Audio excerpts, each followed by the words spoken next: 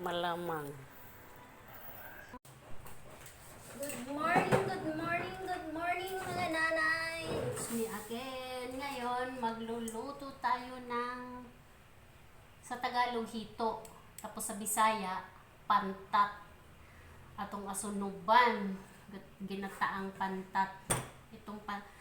Hito na to, dala ng anak ko galing Bulacan. Bulacan ba? Bumili siya doon sa Pispan ng Bulacan.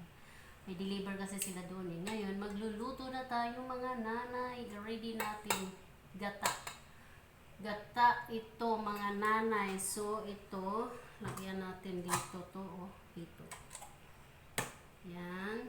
Lagay natin dito ito sa, ang tawag nito, kaldero. Lagay natin sa kaldero. Yan. Tapos, mga nanay. Yan. Ito, ano to, sibuyas, bawang, luya. Ginagadgad ko siya. Hindi ko siya bine-blender. Gadgad muna siya ngayon. Tapos, haluan natin to ng siling labuyok, mga nanay. Tapos ito tingnan mo, mayroon din siyang buo na onion. Itong sili na green pepper, orange pepper, mamaya na natin to siya ilagay sa pagkulo na siya. Ngayon mga nanay, pakuluan natin to. So, ito na siya oh. Ito na ang ating gagawing ginataang hito or pantat. So ngayon mga nanay, ayan na siya. Oh, papakuluan muna natin siya yung katas ng mamaya na natin ilagay ang ating gata.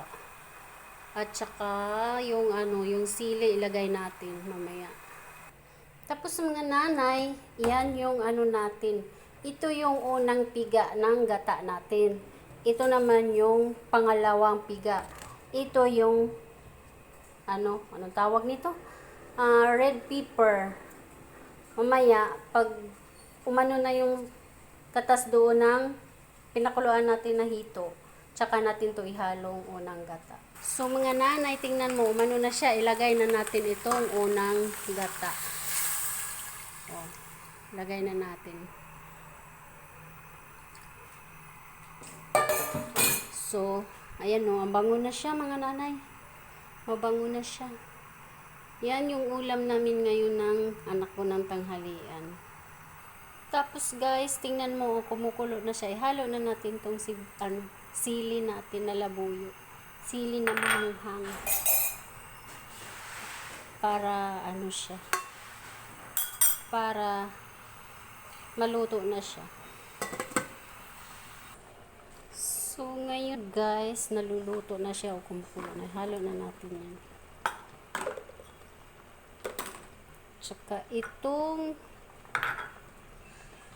meron akong sibuyas dahon dito guys eh. Mga nanay. Meron akong sibuyas dahon. Takpan natin. Tapos guys, andyan na siya. Kumukulo na, lagyan natin ng pamintang durog. Konti lang. At saka siyempre asin. Salt. Ayan. So ngayon, nalagyan na natin yan. Luto na yan mga nanay. Ilagay na natin itong gata. Unang gata. Yan.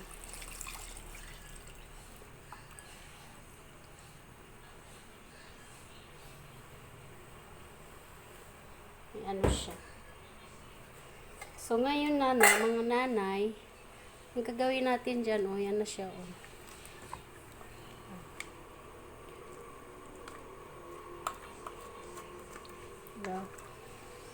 Pakuluan na natin siya.